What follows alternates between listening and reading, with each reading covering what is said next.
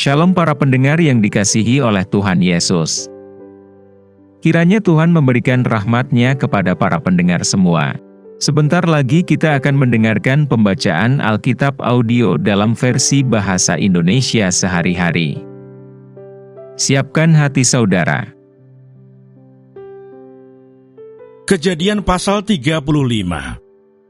Yakub di Betel untuk kedua kalinya. Allah berfirman kepada Yakub, "Bersiaplah, pergilah ke Betel, tinggallah di situ, dan buatlah di situ mezbah bagi Allah, yang telah menampakkan diri kepadamu, ketika engkau lari dari Esau kakakmu." Lalu berkatalah Yakub kepada seisi rumahnya, dan kepada semua orang yang bersama-sama dengan dia, "Jauhkanlah dewa-dewa asing yang ada di tengah-tengah kamu. Tahirkanlah dirimu, dan tukarlah pakaianmu. Marilah kita bersiap dan pergi ke Betel. Aku akan membuat mezbah di situ bagi Allah, yang telah menjawab aku pada masa kesesakanku, dan yang telah menyertai aku di jalan yang kutempuh." Mereka menyerahkan kepada Yakub segala dewa asing yang dipunyai mereka, dan anting-anting yang ada pada telinga mereka.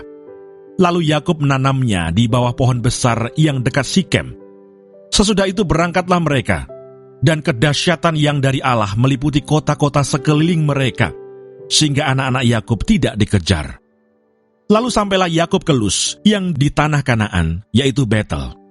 Ia dan semua orang yang bersama-sama dengan dia. Didirikannya mezbah di situ, dan dinamainyalah tempat itu El Betel, karena Allah telah menyatakan diri kepadanya di situ, ketika ia lari terhadap kakaknya. Ketika Deborah, inang pengasuh Ribka, mati, dikuburkanlah ia di sebelah hilir Betel di bawah pohon besar, yang dinamai orang pohon besar penangisan. Setelah Yakub datang dari Padan Aram, maka Allah menampakkan diri pula kepadanya dan memberkati dia. Firman Allah kepadanya, "Namamu Yakub, dari sekarang namamu bukan lagi Yakub, melainkan Israel. Itulah yang akan menjadi namamu." Maka Allah menamai dia Israel. Lagi firman Allah kepadanya, "Akulah Allah yang Maha Kuasa, beranak cuculah dan bertambah banyak. Satu bangsa, bahkan sekumpulan bangsa-bangsa akan terjadi daripadamu, dan raja-raja akan berasal daripadamu. Dan negeri ini yang telah kuberikan kepada Abraham dan kepada Ishak, akan kuberikan kepadamu dan juga kepada keturunanmu." Lalu naiklah Allah meninggalkan Yakub dari tempat ia berfirman kepadanya. Kemudian Yakub mendirikan tugu di tempat itu, yakni tugu batu. Ia mempersembahkan korban curahan dan menuangkan minyak di atasnya. Yakub menamai tempat di mana Allah telah berfirman kepadanya, Betel. Kelahiran Benyamin, Rahel mati. Sesudah itu berangkatlah mereka dari Betel. Ketika mereka tidak berapa jauh lagi dari Efrata, bersalinlah Rahel, dan bersalinnya itu sangat sukar. Sedang ia sangat sukar bersalin, berkatalah bidan kepadanya, "Janganlah takut, sekali ini pun anak laki-laki yang kau dapat."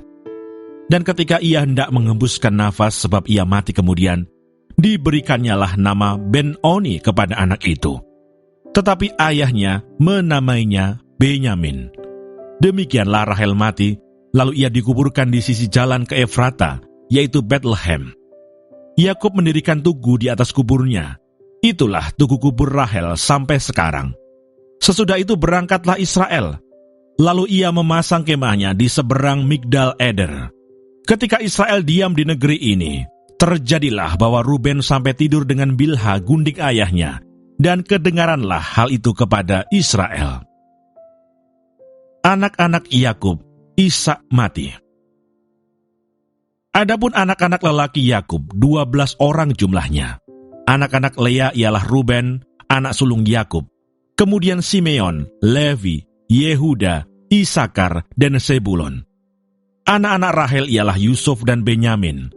Dan anak-anak Bilha, budak perempuan Rahel, ialah Dan serta Naftali.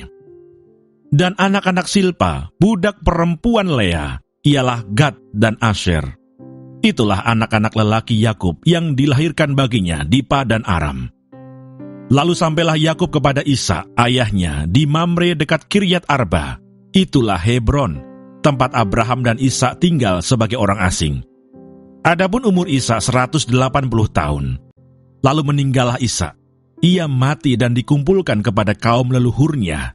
Ia tua dan suntuk umur, maka Esau dan Yakub, anak-anaknya itu, menguburkan dia.